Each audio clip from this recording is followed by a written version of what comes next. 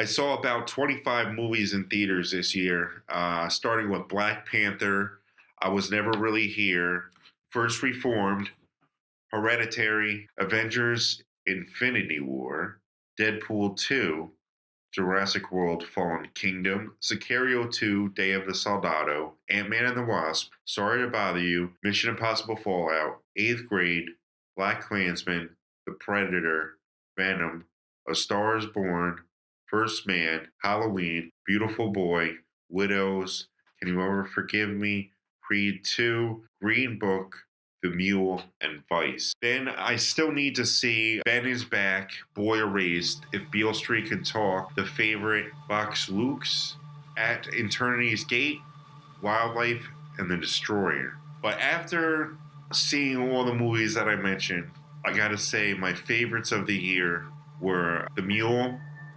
directed by Clint Eastwood. A lot of irony, comedic irony in that movie, but it was well done, directed by a man that's 89, about to be 89 years old.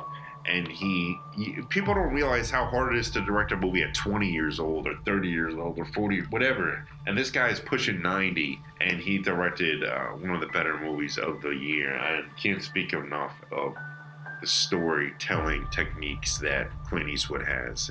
Excellent movie. Then what else was one of my favorites? I'll go with First Man. I felt it was a little bit long, and as much as I loved Ryan Gosling's acting in the film, Neil Armstrong isn't the most cinematic guy, I guess you would say.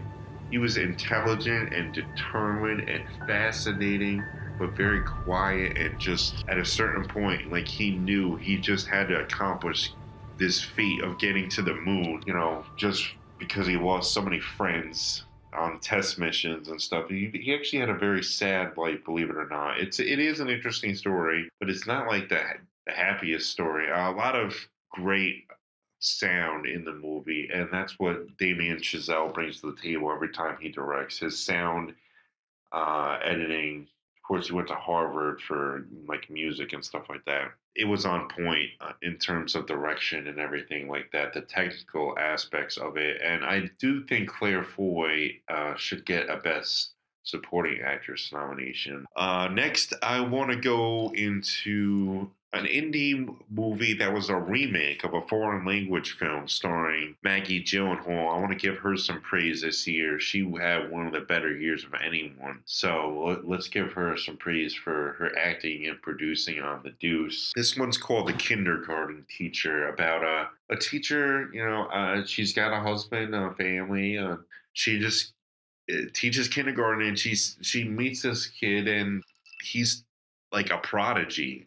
He tells these poems, and she's fascinated by him. But it almost gets creepy to an extent of how she obsesses over this kid and what she thinks he could be potentially. Overall, great performance. One of the most memorable scenes of the year towards the end, the climax, and it definitely one that sticks with you. That's what I like about certain movies, ones that stick with you. And the ending of this movie will certainly stick with you, and one of the most jaw-dropping scenes. And you feel a variety of emotions, and that's what you want to feel when you go see a movie. You want to feel the performances, and Maggie Gyllenhaal, by far one of the best performances of the year in The Kindergarten Teacher. Next, we'll go to The Rider. That was a fascinating story. The Rider is based off of a true story, just named the 2018 Best Film of the Year by the National Society of Film Critics.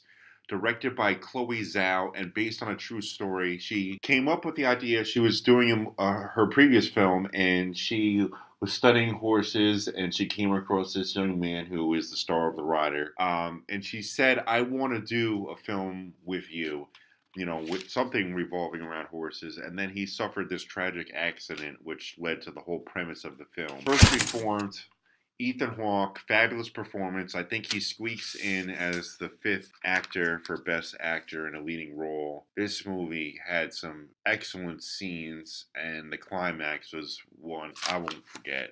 Next, a documentary, Three Identical Strangers. This was a movie about triplets that were separated at birth, and the most bizarre story. You couldn't make it up if you wanted to. It takes place in New York, in Sullivan County, actually, the beginning of the movie. I won't ruin it. It was a tragic story in a lot of ways. It lots of themes of just family and nature versus nurture and adoption and religion, psychology. So much going on here. In the truly beautiful moments when you see these guys actually meet each other for the first time and connecting, it's really one of the most beautiful things you'll ever see. Touched me a lot, this movie, but also very tragic. Then I'll go with Eighth Grade, which I saw over the summer. Wow, what a performance by Elsie Fisher. I think if you really want to make a movement, you have her host the Oscars for sure. This girl is like 14 years old with no political agenda whatsoever and just a diehard film fan and young actress with a bright future ahead of her. Why not have her host? You want to make a statement? Do that. But no one thinks outside the box like that. They just think in the bird box, right?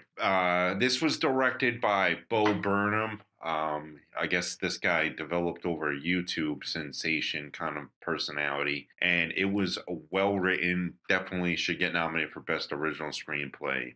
Easily one of the best movies of the year. Then I would have to say Can You Ever Forgive Me, which was based on a true story about a writer in, I believe, the early 80s who wrote about daytime actresses, biographies, and whatnot. And she started to forge letters, celebrity letters. It was more interesting than I'm making it sound. It was directed by Mariel Heller, who is directing the Mr. Rogers movie, not the documentary that came out this year, but the Tom Hanks movie, Won't You Be Thy Neighbor, coming out next year, next October. So look out for that one come Oscar season. But this movie, Melissa McCarthy, dramatic performance, not a lot of comedy, a lot of sorrow, a lot of loneliness, themes of loneliness. And I would certainly say she had one of the best performances of the year. And Richard E. Grant also as a supporting actor in this movie.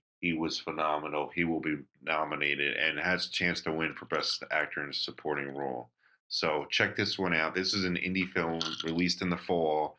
Not a lot of people saw it, but easily one of the best movies of the year and two of the best performances of the year by far. And then I will go to my top two, and these were my top two, and everything else was kind of like a drop off because these were easily my two favorites of the year. I'll start with Green Book, directed by Farley brother Peter Farley, and it was a touching movie. Mahershala Ali and Viggo Mortensen were fantastic, based on a true story, a friendship that kind of developed out of nowhere, really evolved. Lots of development over the movie. One of the best scenes of the year by far was Mahershala Ali in the rain, where he leaves the car and he's talking. If I'm not this enough and I'm not that enough, then what am I? It was just powerful scene.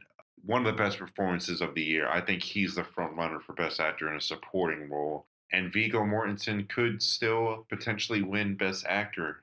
So look out for that. And then my number one film of the year is A Star Is Born.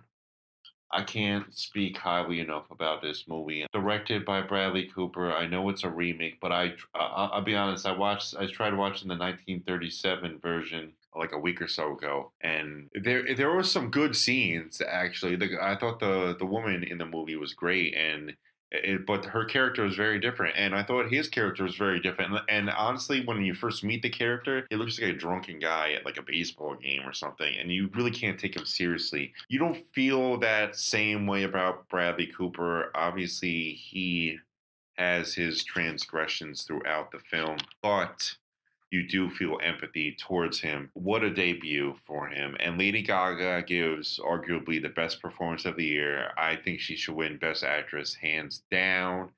And I do think that it will win Best Picture, and I hope it does because I don't think anything was remotely close. Honestly, it was that good. So look out for that at the Oscars. It'll probably win Best Song for "Shallow."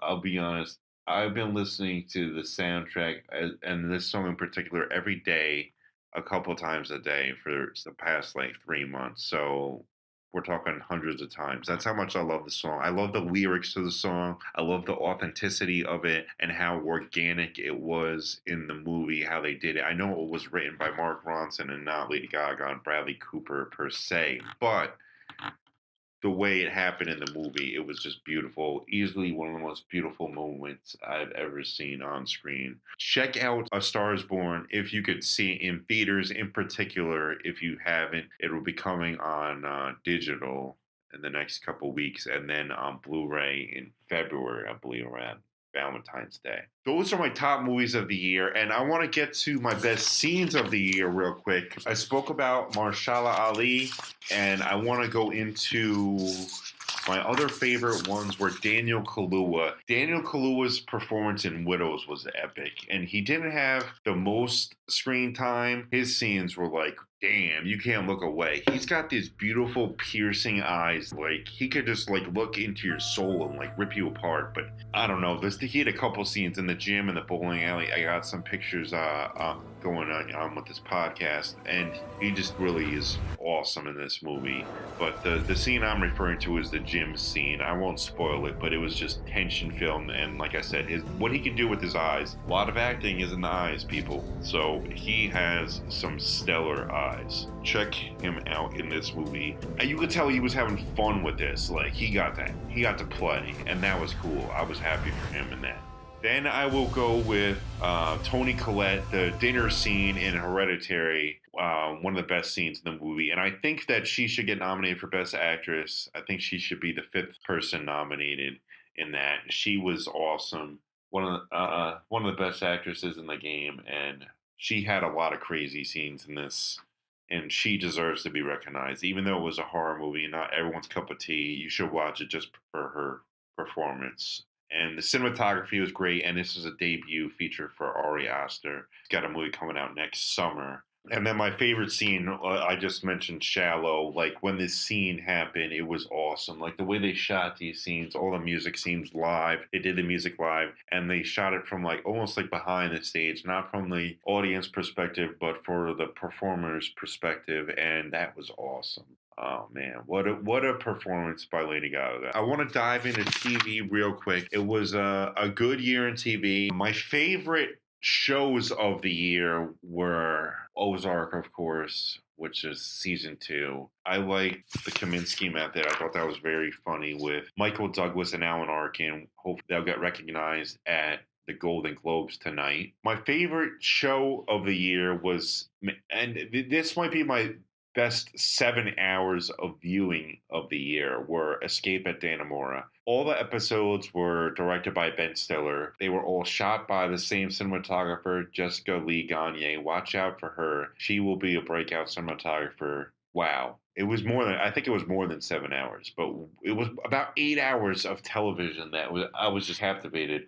Paul Dano, Benicio del Toro, Patricia Arquette, the cinematography, the editing. This was in post-production for quite some time. The acting, Eric Ling as Lyle Mitchell was so endearing and heartwarming. I've never felt empathy more for a person, and this is a real guy. If you actually look him up, Escape at Dannemora was by far the best show miniseries of the year. And Benicio del Toro just proves to us again that he is one of the fucking best actors in the business. He is just amazing. So check out Escape at Dannemora. The screen chemistry among all of them is amazing. Ben Stiller, I cannot wait to see what he does next. Although this is tough to top. That's about it for my year. I hope you enjoyed it, and check in my next podcast. It'll probably be on something completely different, like the baseball off season. Thanks again, guys. Bye. Yeah.